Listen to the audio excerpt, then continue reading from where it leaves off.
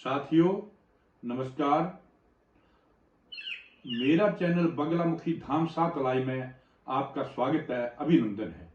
जैसा कि मैंने आपसे चर्चा की थी कि मैं आपको ज्योतिष संबंधित कोई विशेष जानकारियां देने जा रहा हूं, तो आज मेरा विषय है चंद्र राहु की जो युति है, जो कुयोग है, उसके बारे में मैं आपसे चर्चा करने जा रहा हूं। चंद्रमा हमारा जो है वो मन का कारक है, मन का प्रतिनिधित्व करता है और मन संबंधित जितनी भी समस्याएं हैं वो चंद्रमा अगर अच्छा है तो मन अच्छे तरीके से चलता है। अगर चंद्रमा दोषपूर्ण है तो मन जो है वो अस्थिर हो जाता है। और जब भी राहु चंद्र का जो कुयोग आता है तो मनुष्य को मानसिक परेशानियां बढ़ जाती हैं। इनमें विशेषकर मानसिक रोग भी इसी युति के कारण होता है। तो चंद्रमा जो है वो मन को प्रभावित करता है और मन संबंधित जितनी भी हमारी समस्याएं उनको हमारे प्रति प्रभावित करता है। तो मैं अब चंद्र जो राहु की जो युति है वो प्रत्येक घर में इसका अलग अलग फल होता है। उदाहरणतः मैं आपको थोड़ा सा बताऊंगा कि जैसे षष्ठ घर है, अगर छठे घर में चंद्रमा राहु का कुयोग है, युति है, तो मनुष्य हमेशा शत्रुओं से घिरा रहता है। उसका मन जो है वो शत्रुओं से भयभीत रहता है और इसी समस्या से वो पीड़ित रहता है।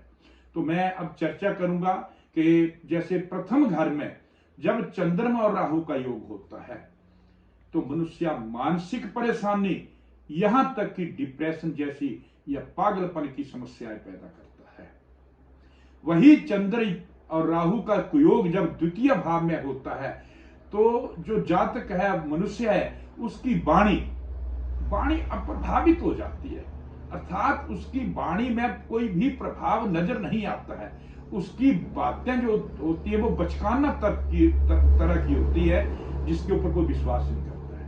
वही ये योग अगर तृतीय भाव में पड़ जाए, जब चंद्र और राहु का ये कुयोग जो है वो तृतीय भाव में आता है, तो हमारे जो भाई बंधु हैं उनसे हमारा वैमनस्य हो जाता है, उनसे मन मुटाव हो जाता है, उनसे हमारा जो व्यवहार है वो अच्छा नहीं रहता है।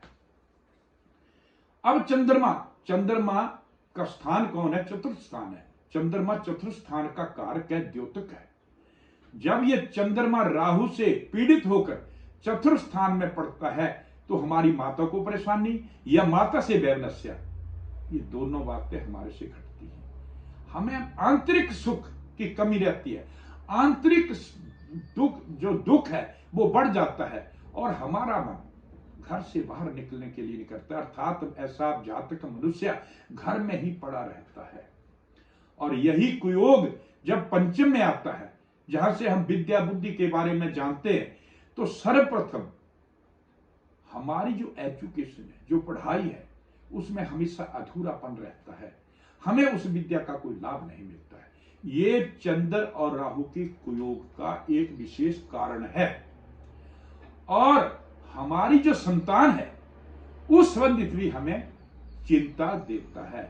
षष्ठ स्थान के बारे में मैं प्रथम शुरू में आपसे चर्चा कर चुका हूं, परंतु पुनः मैं इसको दोहराऊं कि छठे भाव में जब चंद्रमा राहु का कुयोग होता है तो मनुष्य का मन जो है वो शत्रुओं से घिरा रहता है। मन में बिना कारण चिंताएं बढ़ती रहती है और मन ये सोचता है कि कौन आदमी मेरे प्रति क्या सोच रहा है, ऐसा हो रहा है, वैसा हो रहा है। अपने मन से ही वो ऐसी मिथ्या धारणाएं पैदा करता रहता है। यही चंद्रमा जब सप्तम स्थान में आता है, एक ध्यान जरूर रहे, ये मैं आपको बताना थोड़ा पीछे भूल गया, मैं अभी इसमें बता रहा हूं आपके लिए कि अगर चंद्रमा या राहु उच्च का हो या स्वराशिगत हो तो इन फलों में न्यूनता आ जाती है। अर्थात हमें कुछ अच्छे फल मिलते हैं। मिलने तो देखो, इनका योग खराब है तो स्वाभाविक तो ये बुरा ही फल देंगे, परंतु उसमें कमी आएगी।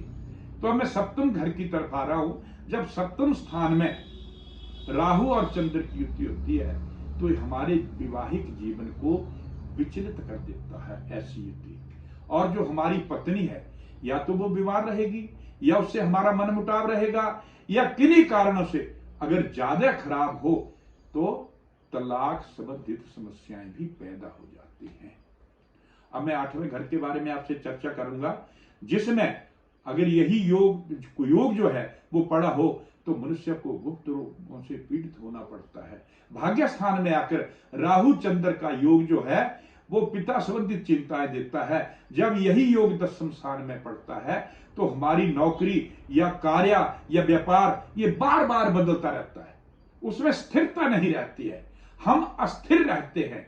और अगर हम कोई अपना सर्विस कर रहे हैं, नौकरी कर रहे हैं, तो वहां पर के जो हमारे साथी हैं उनसे हमारा मन मुटाव बना रहता है, कोई ना कोई कारण लेकर उनसे हमारा मन डरा रहता है कि कौन मेरे प्रति जो कुछ करने वाला है। ऐसे मानसिक रोग भी इसे कहा जाता है। जब ये स्थिति 11वें घर में होती है तो हमारा जो धन है उसे चोरी होने का भय बना रहता है, और हमारा कुछ धन ऐसा होता है जो हमारे मित्र या संबंधी या जिसने लिया है वो हमें आसानी से धन नहीं मिलता है, उसके लिए हमें बड़ी परेशानियां उठानी पड़ती है। जब यही कुयोग 12वें घर में पड़ता है तो मनुष्य का मन अपने घर में नहीं लगता, वो बार बार घूमने की सोचता है, मन में उसकी चिंताएं बढ़ती जाती है, और विशेष रूप से जो हृदय मानसिक रोग हैं, मन रोग है, यहीं से उत्पन्न होते हैं। अब मैं आपको ये तो इसकी समस्याएं होगी, इसके कारण होंगे कि राहु चंद्रमा क्या करता है। अब मैं आपको इसके थोड़े उपाय बताने जा रहा हूं, जिससे अगर हमारी ये स्थिति हो तो हम कैसे इससे निजात पाएं, कैसे बचें। इसके लिए आपको विशेष रूप से राहु और चंद्र की शांति अवश्य करवानी चाहिए। किसी विशेष ज्योतिषी के पास अपना जो जन्म पत्री है वो दिखाकर और उसके संबंधित उपाय पूछने चाहिए और वो करवाने चाहिए। मुझे अगर आप इसका उपाय करवाते हैं, विधान से राहु की शांति करवाते हैं, चंद्रमा के लिए उपाय करते हैं, तो आपके इन जो कुयोग है, जो ये बुरा दोष है, जो युति पड़ी है राहु चंद्र की, जिसे ग्रहण योग के नाम से भी जाना जाता है, तो इससे आपको कुछ निजात मिलेगी। हाँ, अगर आपको इस बारे में कोई और जानकारी चाहिए तो आप मेरे नीचे दिए हुए नंबर पर मेरे से संपर्क कर सकते हैं। जय माता मंगला मुखी जी की जय माता।